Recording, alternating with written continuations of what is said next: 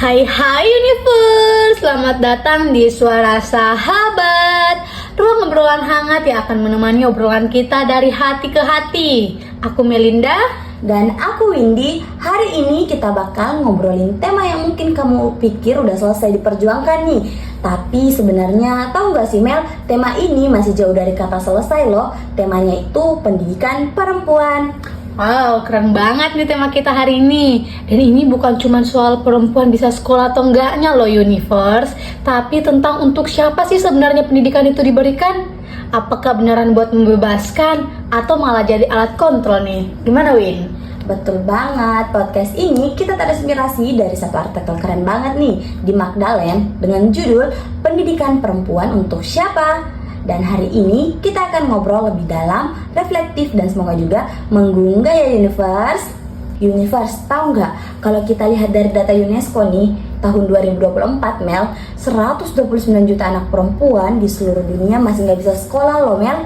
Sekitar 32 juta di tingkat SD, 30 juta tingkat SMP, dan sisanya tuh ada di tingkat SMA. Tuh artinya nih Mel, di balik semua kemajuan teknologi, masih banyak loh perempuan yang bahkan belum diberikan akses dasar. Contohnya seperti membaca, menulis, hingga berhitung loh.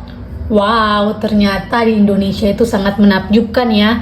Angka partisipasi sekolah perempuan memang membaik. Tapi nih ternyata ada ketimpangan nih, terutama di daerah-daerah terpencil. Dan sayangnya kadang bukan cuma soal ekonomi, tapi soal budaya nih Win. Apalagi kita hidup di negara yang budayanya banyak banget nih. Ada tanggapan gak sih Win?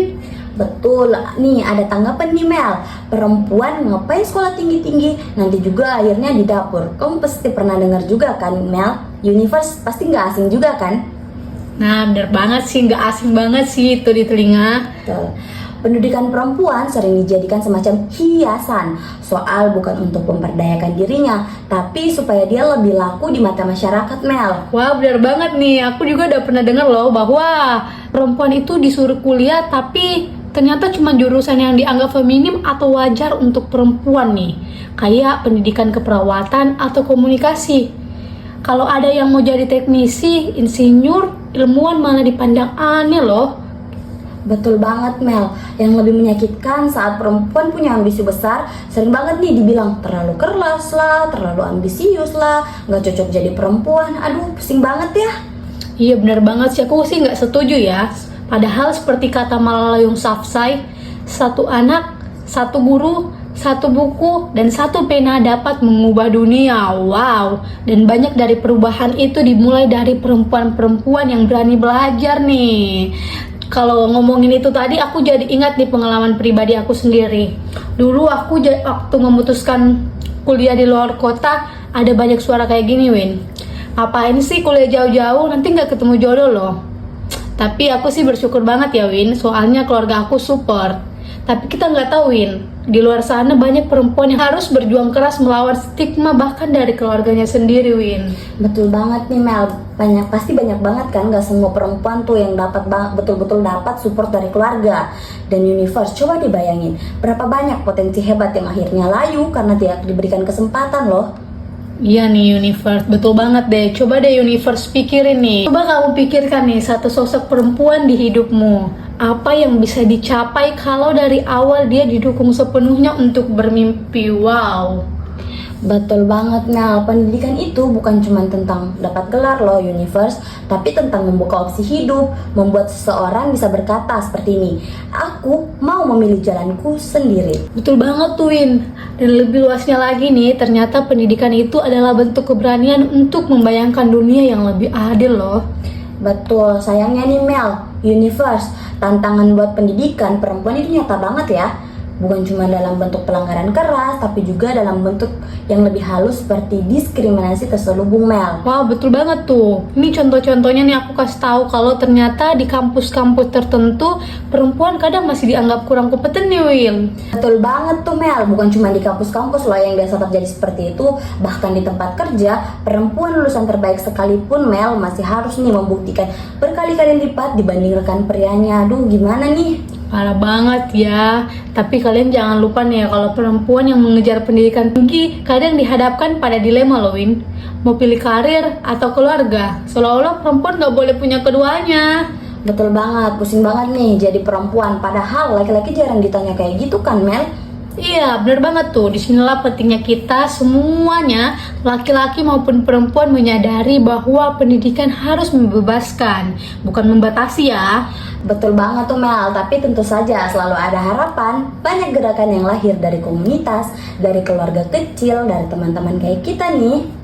Nah, bener banget tuh. Misalnya kayak program-program literasi perempuan di daerah pelosok, Win. Atau gerakan kampus yang mendorong perempuan ikut lebih banyak di bidang riset dan teknologi. Betul nih Universe, bahkan sekecil mendukung adik perempuan kalian aja untuk kuliah di jurusan yang dia suka nih Mel, itu udah bentuk perlawanan terhadap batasan loh Mel. Ya nih, jadi kalau kalian punya kekuatan untuk mengubah satu hal dalam hidup kalian atau di sekitar kalian, apa nih yang akan universe ubah? Mungkin ada opsi nih dari Win. Ya nih Mel, aku punya opsi. Mungkin lebih banyak ruang diskusi kritis di sekolah gak sih? Atau lebih banyak mentor perempuan? Atau bahkan kurikulum yang memasukkan pendidikan di kesetaraan gender. Gimana nih? Wow, keren banget sih, itu aku setuju. Tapi apapun itu, perubahan besar selalu dimulai dari keberanian kecil ya, Win. Betul, jadi kalau balik ke pertanyaan awal kita nih Mel, pendidikan perempuan untuk siapa? Nah, pastinya untuk semua. Bukan cuma untuk perempuan itu sendiri ya, tapi untuk dunia yang lebih adil ini universe. Betul, karena perempuan yang terdidik bisa mendidik generasi selanjutnya nih Universe. Bisa membentuk komunitas yang lebih sadar, lebih kritis, lebih manusiawi. Wah, bagus banget tuh, Win. Tapi sepertinya kita sudah sampai di penghujung podcast kita nih. Tapi ada satu kata nih dari Nelson Mandela buat para universe, bahwa pendidikan adalah senjata yang paling ampuh yang bisa digunakan untuk mengubah dunia. Wow, bagus banget ya, Win. Betul, dan dunia yang berubah harus melibatkan perempuan. Wow, terima kasih nih Universe sudah dengerin obrolan kita hari ini. Semoga kamu bisa lebih sadar, lebih peduli, dan lebih bersemangat memperjuangkan ruang belajar untuk semua perempuan. Oke, dan kalau kamu punya cerita, refleksi, atau topik yang mau dibahas, kirim aja ke kita lewat DM atau email di bawah ini ya. Kita senang banget loh kalau Universe bisa jadi bagian dari podcast ini. Oke Universe, sampai ketemu lagi di Suara Sahabat. Karena setiap suara Punya cerita. Bye